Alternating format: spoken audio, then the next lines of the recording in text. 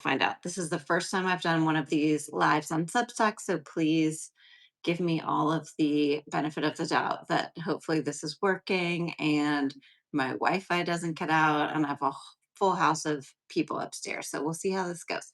But I'm making a really quick soup that I sent out to my subscribers yesterday, and I thought I would make it on here so that you guys can get some potential cooking tips and use those to make it at home. So my recipes go out on the weekend for paid subscribers. I sent out a bunch of soup recipes this weekend. I am a culinary instructor and cookbook author, and my company is called Smart in the Kitchen. And I love making recipes simple for home cooks so they're not overwhelmed and they feel like they can pull it off at home.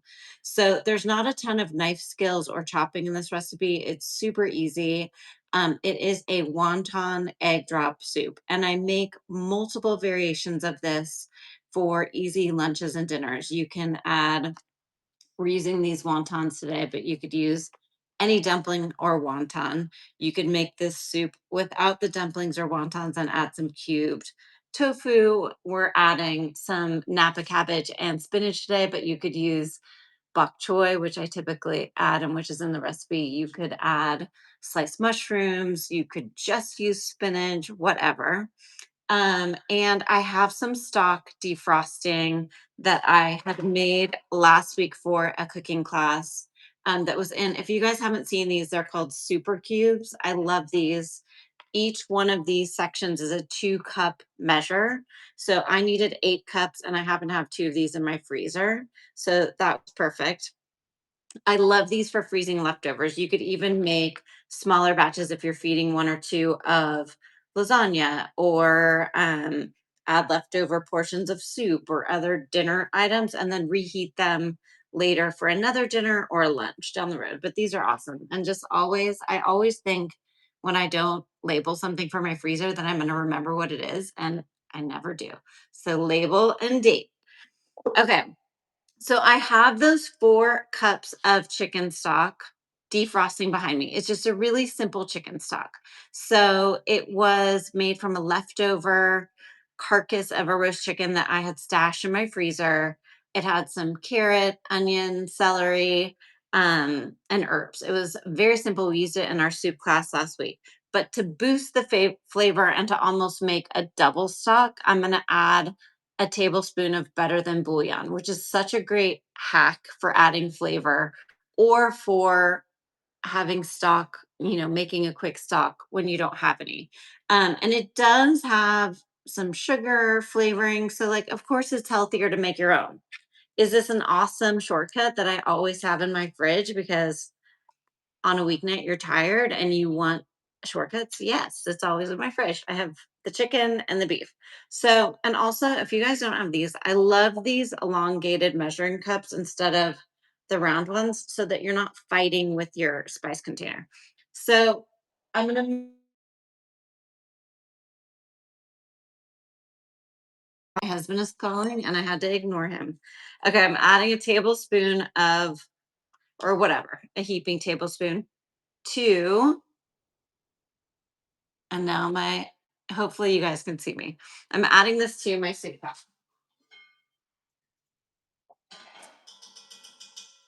All of the chicken broth is thawed.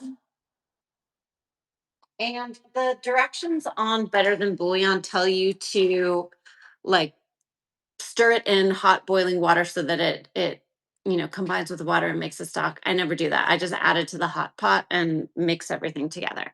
So the only thing we are cutting today is some leftover Napa cabbage that I have. I'm going to cut this thin. Hold your finger on top. You want to hold it almost like a pencil. Your thumb and forefinger are squeezing the knife, and your middle finger is resting against the bolster. And then you have so much more control. Okay, slicing this to add to my soup pot. I love Napa cabbage. I love adding it to, like, I have a great veggie udon noodle recipe with tons of vegetables in it. And the Napa cabbage, when it cooks, almost seems like it's noodles. So you don't realize that like half of the noodles have been replaced by vegetables. Okay, I'm throwing all of this in my pot. Now, usually I'll cut some baby bok choy, but I don't have any. But I do have one of these gigantic things of spinach. So I'm adding a handful of spinach. I'm not going to chop it up. I'm just going to kind of tear it as it goes in the pot. And I do not take off the stems before they go in. They cook down and they soften, and it just feels like a waste of time and a waste of ingredients. So now we're adding, I got these at Trader Joe's, and to be honest, I've never tried this brand. I typically use Trader Joe's dumplings or wontons. These are a veggie version. They have slightly less than the recipe calls for, but that's fine. Whatever. Okay. Added those dumplings. I hope they're good. I do really like the Trader Joe's ones. They're great and they have good flavor. And I'm always at Trader Joe's, so they're easy to grab. Okay. Now, this part of the recipe you could skip if you wanted to. I'm going to make a cornstarch slurry and add it to the soup to just help thicken it a little bit.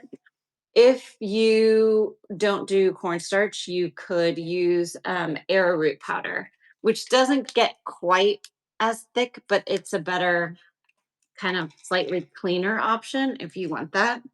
You don't totally have to measure this, but I'm just using this to scoop. I forget what the recipe says. I think it says 4 tablespoons, but it's in the post that I sent out yesterday. I'm adding some water. You don't need to overthink this part. Just stir it in and then let it sit on low heat and everything will kind of thicken. I am going to bring this over, I promise. So you can actually see what I'm cooking. Okay, the slurry is in. I'm going to let it sit. We are now going to add 4 eggs. And I want to show you guys something. My phone feels like it's like slipping. I will figure this out for next time.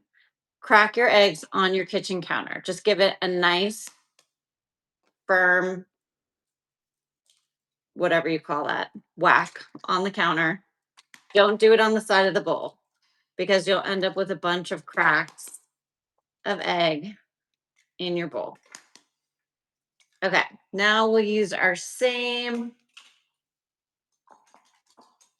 We're going to whisk this. I'm going to create a little like stirring action to create a funnel to pour the eggs into the middle of the pot. So I learned how to do this trick to make egg drop soup on a ski trip when I was in high school. One of my friends who I was, assigned to stay with, um, had brought a bunch of ramen in her suitcase for us to make in the kitchen where we were staying. And she added eggs to make an egg drop ramen. And I thought it was so good and so genius. So I do this sometimes when I'm making ramen, and I love it for this wonton soup. Okay, don't worry too much about getting it like perfectly incorporated. I'm adding this to the soup pot.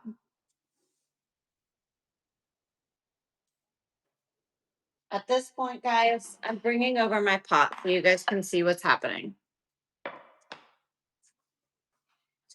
I have this little portable burner that I use for cooking demos, and we can put the pot on that. Okay. I'm going to lift up my camera so you can see what is happening. You guys, oh my gosh, I really am going to figure out how to do these Substack lives. Okay, I think you can see the pot. So you can see like a corner. Just have some movement and slowly pour this in. And the hot broth is going to scramble the eggs and make the egg drop soup. And You could also add some chili oil. Sometimes I add like a chili onion crunch or sriracha. You could add a little bit of low sodium soy sauce. This is what I typically add to my bowl after I dish it up. Trader Joe's also makes a delicious chili onion crunch. You could add some sriracha. Okay, so that is literally it. The soup is made. It is a 5 to 10 minute soup. There's not a lot of cutting and chopping. Um, you need to let it, warm and sit long enough that the wontons cook through and warm through. But I'm gonna ladle some into a bowl so you can see what it looks like.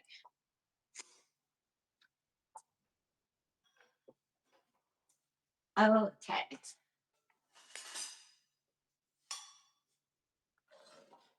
So we have all of the cabbage, the spinach, the wontons. Sometimes if I don't have wontons and I happen to have tofu, I just add that instead. There aren't a ton of wontons because the bag I got was a smaller size. So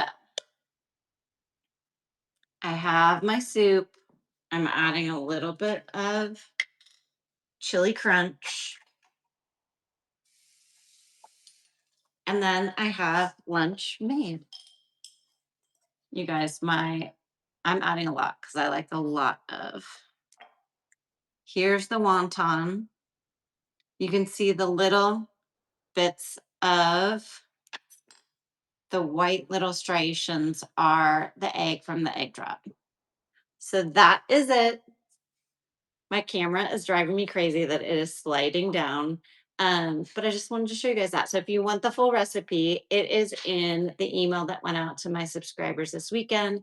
You can also see them in my recipe index or on my page. So I hope you guys enjoyed. I may try to do more of these if you like them and you didn't get dizzy from my camera. All right. Bye, guys.